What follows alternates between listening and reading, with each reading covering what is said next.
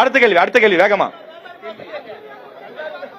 அருட்பணி சர்ச்சில் தெற்காசி மீனவர் தொழில்முடைய பொதுச் செயலாளர். தமிழகத்திலே 4 ஒரு பகுதி மீனவர் வசிக்கூடிய இடம் கன்னியாகுமரி மாவட்டம். 48 கடற்கரை கிராமங்களும் 63 உள்நாட்டு மீனவ கிராமங்கள் இருக்கின்றன. நாங்கள் தொடர்ந்து வைக்கக்கூடிய கோரிக்கை என்னவென்றால், எங்களுக்கு மீனவர்கள் மாயமான நேரத்திலே தேடி கண்டுபிடிப்பதற்கு இதுவரையும் எந்த கட்சியாலும் ஆட்சியாலும் ஒரு ஹெலிகாப்டர் எங்களுக்கு கொண்டு தர முடியவில்லை, ஒரு கடல் ஆம்புலன்ஸ் தர முடியவில்லை. எங்களுக்கு மீனவர்கள் கடல்ல இறந்து போனா நாங்க என்ன மீனா கடற்குள்ள நீந்துட்டு இருக்கிறது? 7 வருஷத்துக்கு பிறகு கோர்ட்ல போய் தான் டெத் சர்டிபிகேட் வாங்கணுமா? 1 வருஷத்துக்குள்ள டெத் சர்டிபிகேட் இந்த அரசால முடியாது அப்படின்னு சொல்றாங்க. அடுத்து நாங்க பிடிச்சிட்டு வர மீனை இங்க ப்ரோசஸ் பண்றதுக்கு ஒரு கம்பெனி கன்னியாகுமரி மாவட்டத்தில் உருவாக்க முடியல. நாங்க கேரளாவுக்கு கர்நாடகாவுக்கும் மீனெல்லாம் அனுப்ப வேண்டி இருக்கு. இதான் எங்களோட நிலைமையா இருக்கு. ஓகே ஷாம் போதும். இல்ல மூணு கேள்வி எடுத்தீங்க. நாம் தமிழர் சார் சொல்லுங்க. நாம் தமிழர் சார் தூண்டில் வலை போட்டு கொஞ்சறீங்களா? ஒரு தூண்டில் வலை வந்து காட்டுங்க பார்க்கலாம். சரி ஓகே பெறப்பட்டது. சுருக்கமா பேசுனீங்கன்னா நிறைய பிரச்சனை இல்ல. நீங்க சொல்லுங்க. வணக்கம் மக்களே. கடந்த 3-4 நாட்களுக்கு முன்பு நியூஸ் தமிழ் சேனலுடைய அரசியல் விவாத மேடை நாகர்கோவில் நாகராஜா திடலில் நடத்தப்பட்டது.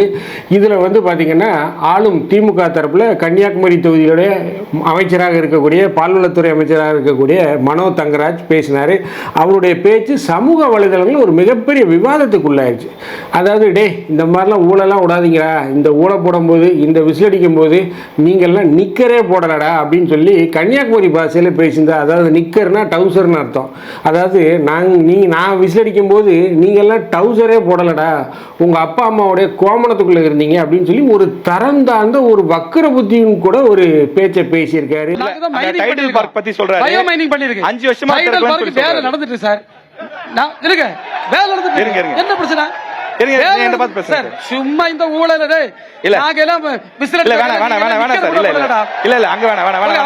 கோவணத்தில் இருந்தேடா.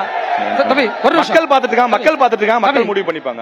மேலும் இதற்கு தகுந்த பதிலடியாக நாம் தமிழர் கட்சியுடைய ஹிம்லர் மிக கடுமையான ஒரு பதிலடியை கொடுத்தாரு.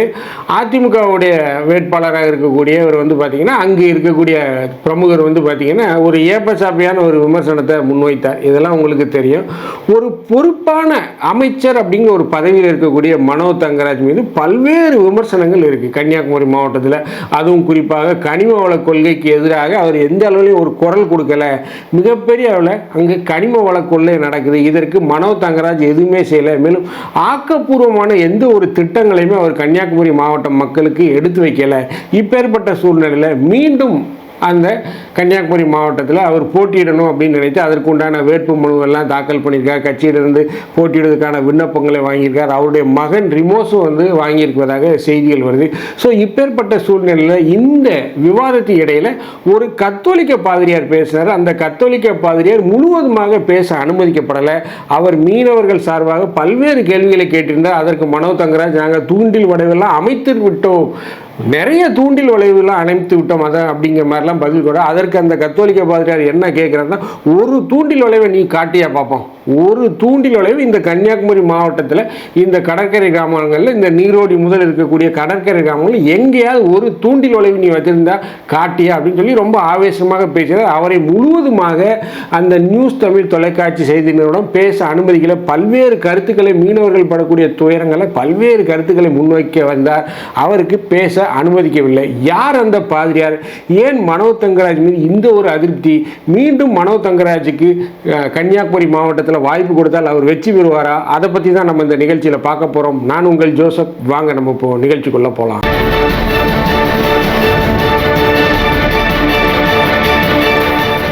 மனோ தங்கராஜ் சர்ச்சைகளுக்கு ஒரு பெயர் பெற்ற ஒரு மனிதர், ஒரு அமைச்சர் அப்படின்னே சொல்லலாம். முதல் முறையாக அவர் வந்து தகவல் தொழில்நுட்பத்துறையில் இருந்து அதுக்கப்புறம் பால்வளத்துறைக்கு வந்தார். அதுக்கப்புறம் அவர் மீது ஏற்கனவே இந்த பாலியல் குற்றச்சாட்டுகள் ஒரு ஆடியோ மிக கடுமையாக சமூக வலைதளங்களில் உலா வந்தது. ஸோ அந்த பாலியல் குற்றச்சாட்டு அதன் தொடர்பாக வெளிவந்த சமூக வலைதளத்தில் வெளிவந்த அந்த ஃபோட்டோக்கள், ஒரு பெண்ணுக்கு அவர் வந்து இந்த சாக்லேட் ஊட்டுற மாதிரி இப்படி பல்வேறு ஃபோட்டோக்கள் வெளியானதில் மிகப்பெரிய ஒரு கெட்ட பெயர் ஆளும் திமுக அரசுக்கு ஏற்படுத்தி தந்த அமைச்சர்கள் ஒருவராக மனோ தங்கராஜ் அறியப்படுகிறார். இந்த மனோ தங்கராஜ் மீண்டும் கன்னியாகுமரி மாவட்டத்தில் போட்டியிட்டால் வெற்றி பெறுவாரா அப்படின்னு பார்த்தீங்கன்னா அது ஒரு மிகப்பெரிய கேள்விக்குறி. வாய்ப்புள்ள ராஜா அப்படின்னு தான் சொல்லலாம். ஏன் அப்படின்னு பார்த்தீங்கன்னா கன்னியாகுமரி அப்படின்னு பார்த்தீங்கன்னாலே 3 முக்கியமான விஷயங்கள் அங்கே இருக்குது. ஒன்று வந்து பார்த்தீங்கன்னா மீனவர்கள், மிகப்பெரிய அளவில் மீனவர்கள், அந்த மீன்பிடி தொழில் அப்படிங்கிறது அங்கே நடக்கும் முதலாவது. 2வது ரப்பர் தொழில். இந்த ரப்பர் தொழிலுக்கு மிகப்பெரிய அளவில் அந்த கன்னியாகுமரி மாவட்ட ரப்பரில் அந்த இழுவைத்திறன் சொல்லுவாங்கல்ல, அந்த ஸ்ட்ரெச்சபிலிட்டி, அந்த எலாஞ்சிபிலிட்டி அப்படின்னு சொல்லுவாங்க சயின்ஸில். ஸோ அந்த ஸ்ட்ரெச்சபிலிட்டி வந்து ரொம்ப அதிகம், இழுவைத்திறன் வந்து ரொம்ப அதிகம். ஸோ அது வந்து ஒரு மிக முக்கியமான தொழிலாக அந்த ரப்பர் பால் வெட்டும் தொழில், ரப்பர் மரம் வளர்க்கிறது வந்து அங்கே ஒரு மிகப்பெரிய தொழிலாக நடந்தது. 3வது வந்து பார்த்திங்கன்னா கல்வியிலே மிகப்பெரிய மாவட்டம் எது அப்படின்னு பார்த்தீங்கன்னா கன்னியாகுமரி தான். 100% லிட்ரஸி, 100% அங்கே எழுத்தறிவு அப்படிங்கிறத மக்கள் பெற்றிருக்காங்க அப்படி சொல்லலாம். பட் எழுத்தறிவு மட்டும் பெற்றா போதுமா? அங்கே இருக்கவங்களுக்கு வேலை இருக்கா? இல்லை. அவங்க எல்லாம் கேரளாவுக்கு போகிறாங்க, இல்லை கர்நாடகாவுக்கு போகிறாங்க, இல்லை சென்னை, கோயம்புத்தூர், ஓசூர், பெங்களூர் போன்ற பெரிய நகரங்களுக்கு தான் வந்து வேலைக்கு போயிட்டு இருக்காங்க. எந்தவித ஒரு தொழில் வளர்ச்சியும் இல்லை. அங்கே இருக்கக்கூடிய மிக முக்கியமான என்னன்னு பார்த்தீங்கன்னா திருப்பரப்பு ஃபால்ஸு, கன்னியாகுமரி சுற்றுலா போகலாம், தொட்டிப்பாலம், மாத்தூர் தொட்டிப்பாலம், இப்படி தான் இருக்கே தவிர மிகப்பெரிய அளவில் தொழில் வேலை வாய்ப்புகள் எதுவுமே இல்லை. இது அந்த மக்களுக்கு ஒரு மிகப்பெரிய ஒரு அதிருப்தியில் இருக்காங்க. இவ்வளோ பெரிய மாவட்டம் கன்னியாகுமரி அப்படிங்கிற கடைக்கோடி மாவட்டம், காஷ்மீர் முதல் கன்னியாகுமரி வரைக்கும் தான் எல்லா அரசியல்வாதிகளும் பேசுகிறாங்க. ஆனால் கன்னியாகுமரியில் வேலை வாய்ப்பு இருக்கா அப்படின்னு பார்த்தீங்கன்னா இல்லை. ஒவ்வொரு தீபாவளி பொங்கலுக்கு வரக்கூடிய இளைஞர்கள் அந்த ஊரில் வந்து 10 நாள் 15 நாள் லீவுக்கு இருந்து விட்டு கண்ணீருங்க மூலயமா தான் போகிறாங்க. பல்வேறு மக்கள் வந்து வெளிநாட்டில் வேலை பார்க்குறாங்க. துபாய், மஸ்கட், கத்தார் அப்படிங்கிற பல்வேறு ஐக்கிய அரபு அமீரங்களில் வேலை பார்க்குறாங்க. சரியான வேலை வாய்ப்பு இல்லை. ஏன்? நல்லா படிச்சிருக்காங்க, எல்லாம் வீட்டுக்கு ஒரு ஆள் இருப்பாங்க பார்த்துக்கோங்க, பிஎஸ்சி முடிச்சுட்டு. பட் யாருக்குமே வேலை இல்லை. மிகப்பெரிய அளவில் மக்கள் வந்து அந்த மெட்ரோ நகரங்களை சார்ந்து தான் வேலை வாய்ப்புக்காக இருக்காங்க, இல்லைன்னா வெளிநாட போகிறாங்க. ஸோ இப்பேற்பட்ட சூழ்நிலையில் அண்ணன் மனோ தங்கராஜ் ஏதாவது செஞ்சிருக்காரா அப்படின்னு பார்த்தீங்கன்னா எதுவுமே செய்யலை அப்படிங்கிறத நிதர்சனம். அவர் என்ன சொல்கிறாரு, அந்த நியூஸ் தமிழ் செய்தி அந்த விவாத மேடையில் என்ன சொல்கிறாரு, நாங்கள் வந்து இந்த டைடல் பார்க்கை கொண்டு வந்துட்டுருக்கோம், அதுக்குண்டான வேலைகள் நடக்குது அப்படின்னு சொல்கிறாரு. ப்ளஸ் இன்னொருத்தர் வந்து கேட்குறாரு, சிப்காட்டு கொண்டு வருவேன்னு சொன்னீங்களே என்ன ஆச்சு அப்படின்னா, அதுக்கு வந்து இத்தனை ஏக்கர் நிலம் வேணும், 100 ஏக்கர் 200 ஏக்கர் நிலம் வேணும், அது சேர்ந்தாப்புல இல்லை. ஸோ அதனால் அது ஃபீஸிபிலிட்டி இல்லை அப்படின்னு சொல்கிறார். சார் ஃபீஸிபிலிட்டி இல்லைன்னு சொல்கிறதுக்காக சார் நாங்கள் உங்களை ஓட்டு போட்டு தேர்ந்தெடுத்தோம். ஃபீஸிபிலிட்டி இல்லைன்னா அது என்ன மாதிரி ஆல்டர்னேட்டிவ், வாட் ஆர் த ஆல்டர்னேட்டிவ்ங்கிறத நீங்கள் பார்க்கணும் இல்லையா? அதுக்கு எந்த ஒரு பிரச்சனைக்கும் தீர்வு இருக்குது. ஒரு 100 ஏக்கர் 200 ஏக்கர் சேர்ந்தாப்பில் கிடக்கலன்னா பிரித்து அமைங்க. அதுக்குண்டான எவ்வளோ ஐஏஎஸ் ஐபிஎஸ் படித்த ஆஃபீஸருக்கு அதுக்குண்டான திட்டமிடுதல்கள் இருக்காங்க, அதெல்லாம் செய்யுங்க. கடைசி நேரத்தில் சாக போகிற நேரத்தில் சங்கரான்னு சொல்லுவாங்கல்ல. ஏன் இந்த வார்த்தையை நான் சொல்கிறேன்னா, என் பையன் பரீட்சைக்கு படிக்கும்போது பார்த்தீங்கன்னா நாளைக்கு பரீட்சைன்னா இன்றைக்கி வந்து புக்கு எடுத்துகிட்டு 6 மணிக்கு ராமான்னு படிச்சுக்கிட்டு இருப்பான். இதை ஒரே நாள் ராத்திரி விடிய உட்காந்து படிக்கிறத ஒவ்வொரு நாளாக கொஞ்ச நாள் படிக்க மாட்டான்.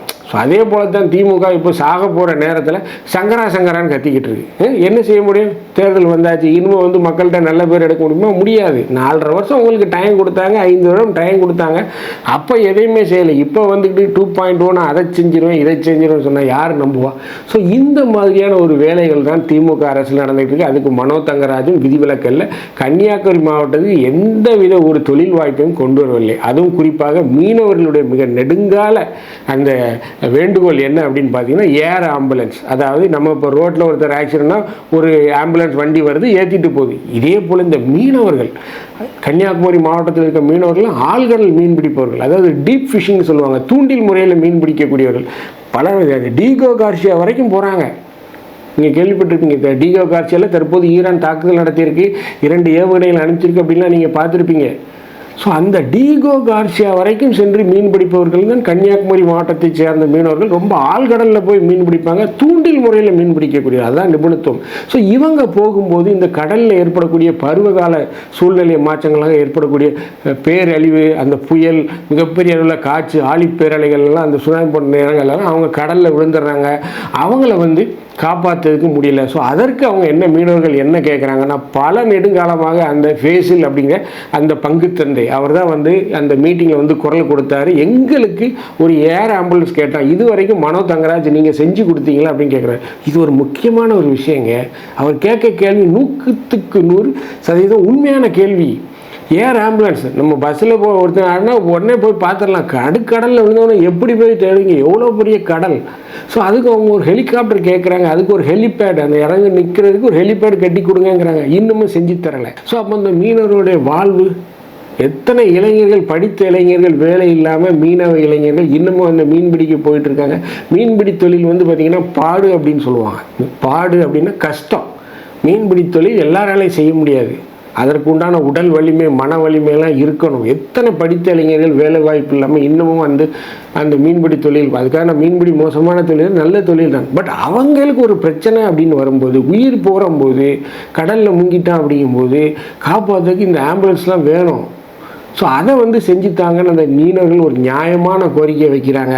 ஆனால் செவிடங்காதில் சங்கூதின கதையாக நம்ம அண்ணன் மனோ தங்கராஜ் அவர்கள் இருக்கிறார். இது வந்து ஒரு மிக முக்கியமான விஷயத்தை இதை செய்ய தவறிவிட்டார். இது மீனவர்களோட மிகப்பெரிய கோபத்துக்கு ஆளாயிட்டார். அடுத்து ரெண்டாவது வந்து பார்த்திங்கன்னா இந்த ரப்பர் பால் மரம். இந்த ரப்பர் மரத்தை மிகப்பெரிய அளவில் அந்த விவசாயிகள் கல்டிவேட் பண்ணிட்டு இருக்காங்க. மிகப்பெரிய அளவில் அந்த ரப்பர் பாலுக்கு ஒரு ஆராய்ச்சி மையத்தை அமைத்து கொடுங்க அந்த பகுதியில், திருவட்டாறு, அந்த குலசேகரம் அந்த பகுதியில். இந்த ரப்பர் மரத்துக்கு ரப்பர் பாலை ஏற்றுமதி செய்வதற்கு, அதை டெவலப் பண்ணுவதற்கு ஒரு ரப்பர் ஆராய்ச்சி மையத்தை கட்டி கொடுங்க அப்படின்னு சொன்னார். அதற்கு அண்ணன் மனோ தங்கராஜ்லாம் அதுக்கு உண்டான வேலைகள்லாம் நாங்கள் செய்வோம் அப்படின்னு ஆச்சா பூஜான்னு கதையை விட்டார். அது வந்து கிணத்துல போட்ட கல் மாதிரி தான் கிடைக்கே தவிர இன்னமும் அதுக்கு எந்த வித ஒரு வழிவகையும் செய்யலை. ஸோ இது அந்த ரப்பர் விவசாய தொழில் மக்கள் பண்ணக்கூடிய விவசாயிகள் மத்தியில் ஒரு பெரிய கோபத்தை ஏற்படுத்தி. இதெல்லாம் திமுக ஓட்ட விட்ட இடங்கள், தேர்தல் அறிக்கையில் எல்லாம் இருக்குது, ஆனால் ஒன்றும் வரல. அடுத்து மூன்றாவதாக பார்த்திங்கன்னா இந்த படித்த இளைஞர்களுக்கான வேலை வாய்ப்பு. அங்கே அந்த சிப்காட்டு பாட்டுனாரு எல்லாம் காற்றுல எழுதின அந்த கதையாக தான் இருக்குது. அதாவது நம்ம ஊரில் சொல்லுவாங்கள்ல, நீ சொல்கிறத நிற்கிற தண்ணியில் கூட எழுத முடியாது, ஓடுற தண்ணியில் தாண்டா எழுதணும்பாங்க இந்த திருநெல்வேலி பக்கத்தில் இருக்கக்கூடிய மக்கள். ஸோ அதே போல தான் மனோ தங்கராஜ் சொல்லக்கூடிய வாக்குறுதிகள் எல்லாம் புஸ்வானம் ஆகி போச்சு. எதையுமே செய்யலை. கன்னியாகுமரி மாவட்ட மக்கள் ஒரு மிகப்பெரிய அதிருப்தியில் இருக்காங்க. இதில் பேச்சு வேறு, வாய்க்கு வந்ததெல்லாம் பேச்சு. நீங்கள்லாம் நான்லாம் விசாரிக்கும் போது நீங்கள் நிக்கர் கூட போடலடா, டவுசர் கூட போடலா, அந்த டயத்தில் நீங்கள் உங்கள் அப்பா அம்மா கோமணத்துக்குள்ளே இருந்தீங்கடான்னு ஒரு அமைச்சர் பேசுகிறாரு. இவரெல்லாம் நம்ம அமைச்சராக சொல்கிறோம், மன்னிக்கணும், இவரெல்லாம் நம்ம அமைச்சராக சொல்கிறோம். என்னத்தை சொல்ல? இவரை கொண்டு நம்ம அமைச்சராக வச்சுருக்கோம், இவர் நமக்கு விடியலை தருவார், நம்ம உட்காந்துருக்கோம். விடியலை தராட்டாலும் பரவாயில்ல, இருளை தந்துடாதீங்க மனோ தங்கராஜ்.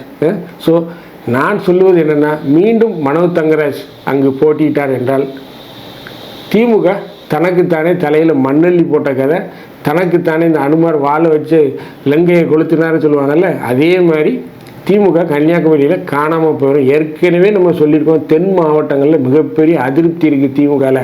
அதுவும் குறிப்பாக பாளையங்கோட்டையில் அப்துல் வஹாப்லாம் மீண்டும் அவருக்கு வாய்ப்பு கொடுத்தாங்கன்னா கண்டிப்பாக டெபாசிட் போயிடும், தெளிவாக சொல்கிறோம். ஸோ இப்பேற்பட்ட சூழ்நிலையில் கன்னியாகுமரியும் அதற்கு விதிவிலக்கு இல்லை அப்படிங்கிறத தன்னுடைய வாயாலே நிரூபிச்சிட்டார்.